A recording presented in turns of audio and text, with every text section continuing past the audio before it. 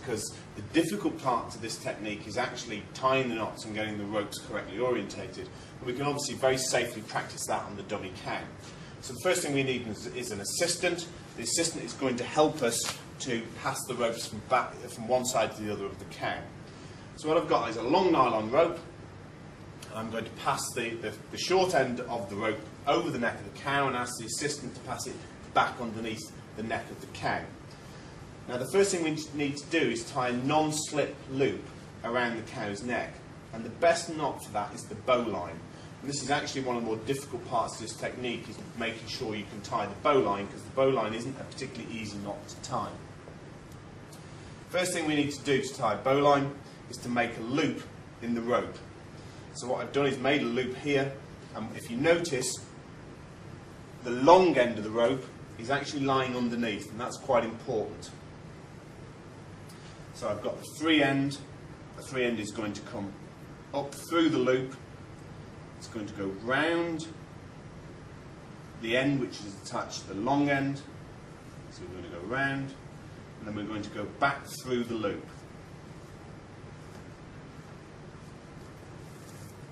And that will tie a bowline. That's the classic way you'll see a bowline demonstrated, and that's what it will look like. Actually here it's going to turn upside down and lie across the cow. So now we have a non-slip loop around the neck of the cow, which can't tighten and therefore can't strangle her. What I'm now going to do is ask my assistant to come and stand on the opposite side of the cow to me at about the level of the forelimb. I'm going to pass all the rope over the top of the cow to the assistant, and I'm going to ask the assistant to pass the rope back underneath the cow just behind the forelimbs. What we're now trying to do is create a loop around the cow. So what I could do is just take this free end out and then pass it up, but actually, if we're careful, we can do that in one motion where the free end of the rope comes up through the loop we've just created. What that actually achieves is putting a loop around the cow just behind the forelimbs. Now I'm going to ask my assistant to move down the cow and stand opposite me just in front of the hind limbs, about the pelvic region, and we're going to do exactly the same again.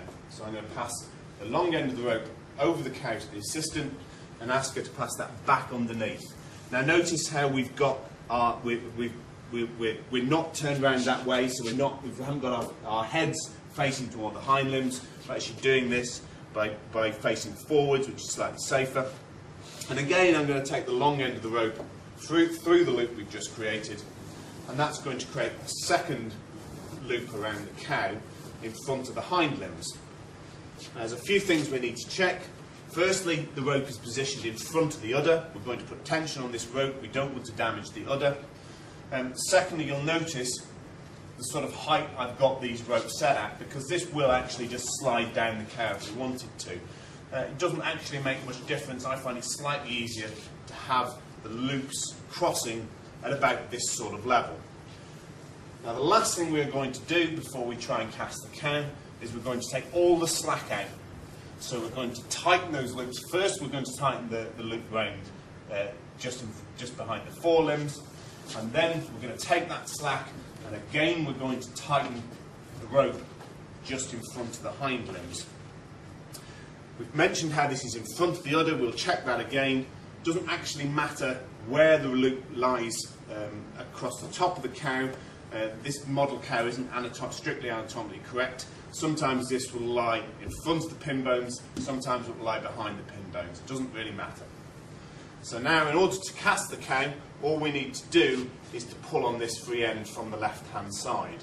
But that's demonstrated how we can apply the ropes to cast a cow by Ruth's method to the dummy cow, and we'll talk about it in slightly right in front of their hooks. Again, if you have a cow, you want to pay attention to the udder and go in front of the udder so you're not compromising that udder there. If you have these half pitches on the left, the majority of the time the animal will fall to that side, whichever side these knots are on. So if you want them on the right, you can move them to the right, and they should fall more towards the right than the left. All right. Bring my get up down right. Here. when you're pulling them down like this, they typically go down a little bit easier than they would if you just sedated them or crank their head back and try to pull them down. So it does make them lay down a little bit easier. Pull them down like this.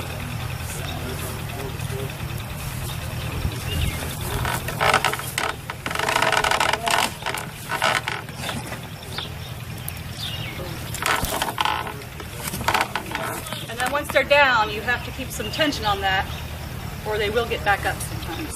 As long as there's tension on that rope, they will not get back up. So you need a couple people, really. Right. So if you wanted to work on the feet now, you still have to restrain those feet. They're still